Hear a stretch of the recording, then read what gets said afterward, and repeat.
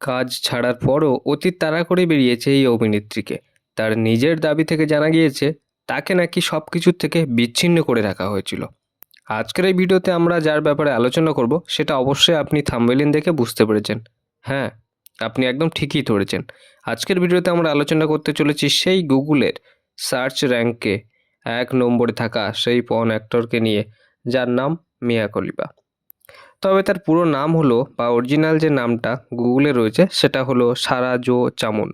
Webcam model এবং pornography অভিনেত্রী হিসাবে বেশ জনপ্রিয়তা লাভ করেছিলেন মিয়া খলিফা।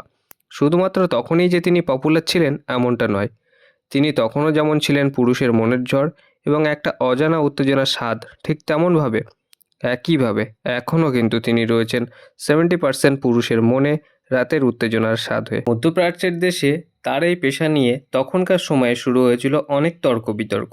তারপর তিনি মাত্র 3 মাস এই পর্ন ইন্ডাস্ট্রিতে কাজ করে 2015 সালে এখান থেকে এই কাজটা তিনি ছেড়ে দিয়েছিলেন। তবে এই কাজ ছাড়ার পরও তার অতীত তাকে ছাড়েনি।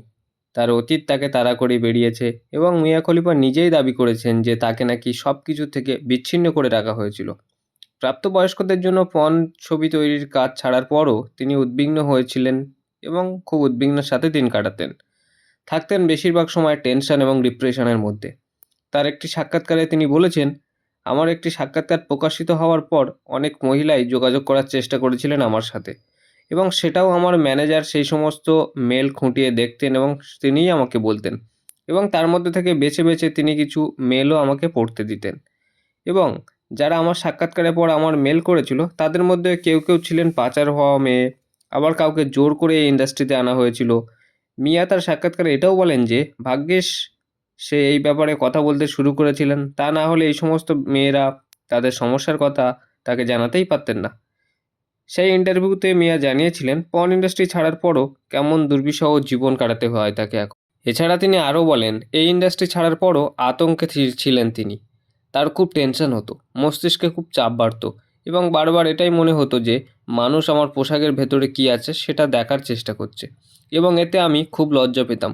আমার মনে হতো যে জীবনের সব গোপনীয়তা হারিয়ে ফেলেছি আমি, কারণ মানুষ আমাকে গুগলে সার্চ করলেই দেখতে পাবে। মিয়া জানিয়েছিলেন তার অ্যাডাল্ট ইন্ডাস্ট্রিতে আসার বিষয়টা প্রথমে পরিবারের লোক জানতো না, পরে জানতে পেরে তাকে মেয়ে হিসাবে অস্বীকার করতে শুরু করেন তারা। আই হোপ এই ভিডিওটা খুব ভালো লেগেছে। এরকম ভিডিও পেতে অবশ্যই সাবস্ক্রাইব করুন আমাদের চ্যানেল নিউ ফ্যাক্ট বাংলাকে, আর আপনার মতামত জানান কমেন্ট বক্সে। থ্যাংক ইউ, দেখা হচ্ছে পরের ভিডিওতে। কিন্তু আমাদের নিউ ফ্যাক্ট বাংলা চ্যানেলের সাবস্ক্রাইবাররা আমাদের কাছে খুবই গুরুত্বপূর্ণ, সেহেতু আপনারা কমেন্ট করুন আপনাদের পছন্দের বিষয়, আমরা সেটা নিয়ে এই ভিডিও বানানোর প্রচুর চেষ্টা করব। Thank you for watching.